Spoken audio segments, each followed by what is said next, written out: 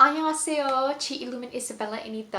한요스미다. Welcome back to my channel. I hope you are doing well. If you are new, 안녕하세요. 제 이름은 Isabella. 만나서 반갑습니다. It is nice to meet you. So today, I'm going to be rating and reviewing all of the Korean dramas that I have watched so far. So that is why I introduced this video in Korean, and also because I have been learning Korean for the past month.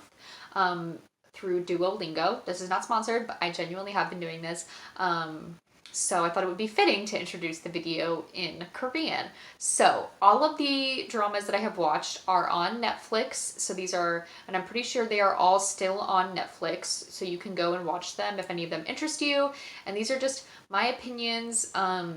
It is totally fine if you disagree, if you agree.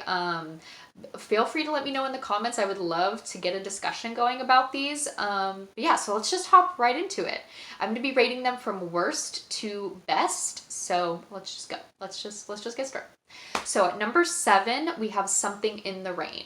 So the reason that I wanted to watch this one was because it has the main female actress from Crash Landing on You. She plays the lead female actress in this show as well.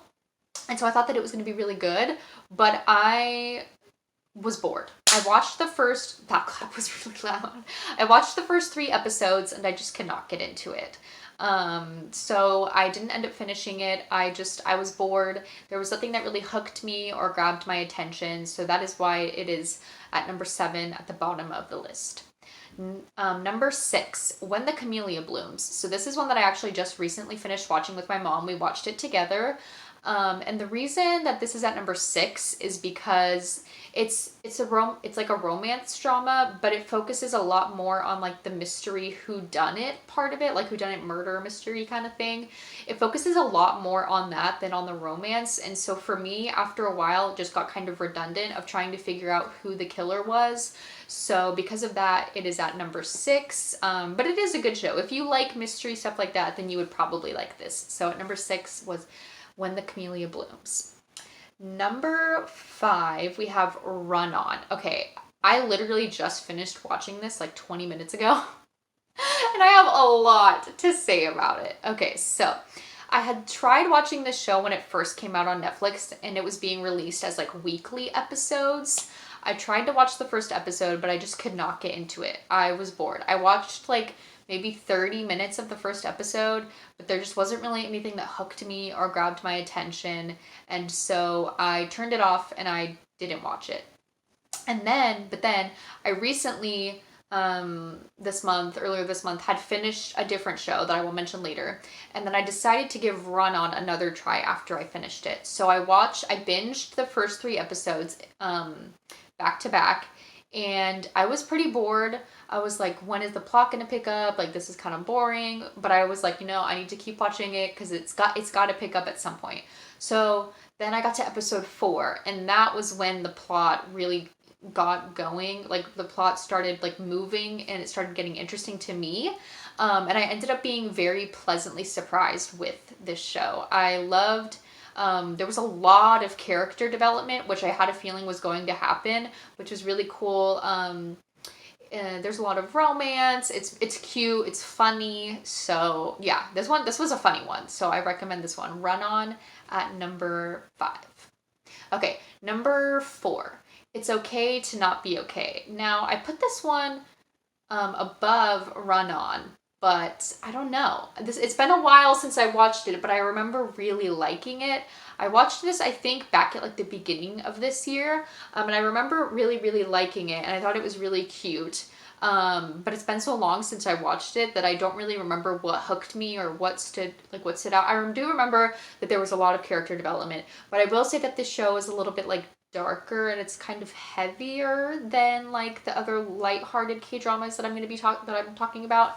But I remember really liking it. And so that is why I think that's why It's Okay to Not Be Okay is at number 4. And it's like a romance one with like a lot of learning about like backstories and just kind of why people are where they are today in the show. So that's at number 4. Number 3, we have The Inheritors, or also known as The Heirs. So my mom was actually the one who discovered this show and suggested that we should watch it together and check it out. And she said that she had read that it was best described as like a Korean version of Gossip Girl. So if you've watched Gossip Girl, I guess that was like kind of how it was described, as like a Korean version of that. So we watched it and I really liked it. I thought it was funny, it was cute. It's kind of an older one. Like all of the ones that I've mentioned so far are very recent, but this one is from 2013. But I liked this one for quite a few different reasons. It had a huge cast, which was really cool.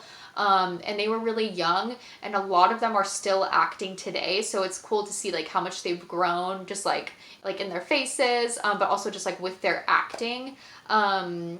This one, I will say, is like kind of extra with how dramatic it is at times. It's kind of like a soap opera at times, but I mean, like, it's a drama, so that's expected. But yeah, so The Inheritors is at number 3. I'm pretty sure it's one of the most popular K-dramas too, so it's just something to think about. Number 2, we have Touch Your Heart.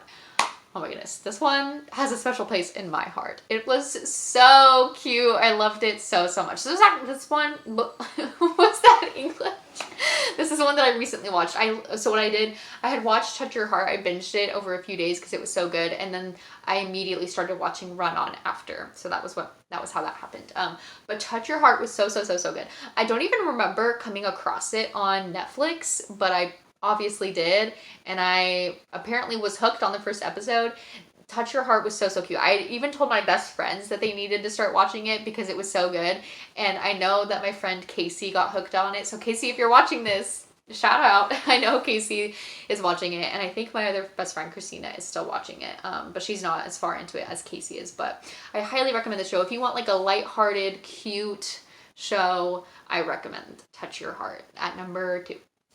And finally at number 1, we have Crash Landing on You. So if you are familiar with K-dramas at all, you probably know that Crash Landing on You is one of the most popular K-dramas to ever be released. So some stats really quickly about it. This show, so first of all, this show sucked me in like to the world of Korean dramas and learning the language, learning the foods that they have, cooking them. So yeah, so this show is the highest rated TVN drama. I don't know what that means. If I'll research it and put it in the description box what that means, or I'll put it here on the screen.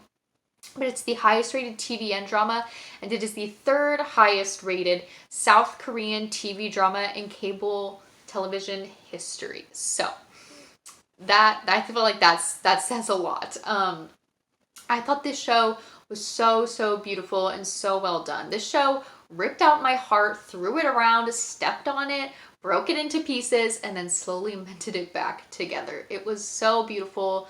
The storyline is like, it's heavy. I will say it's like emotionally heavy, but in the best way. It made me feel like every single emotion that you can feel when watching a show. I was happy, angry, sad. I was like screaming at the TV. I laughed. I cried a lot. But I seriously loved this show so much, and I know several people who have watched this show. It is so beautiful, and it's on Netflix. I highly recommend watching Crash Landing on You because it is just so beautiful, so well done. The acting was amazing. It was funny. It's a romance one. And it has some funny parts and some action too, but I think it focuses heavily on like the romance between the two main characters. So yeah, so those are the 7 Korean dramas that I have watched, ranked from worst to best in my opinion.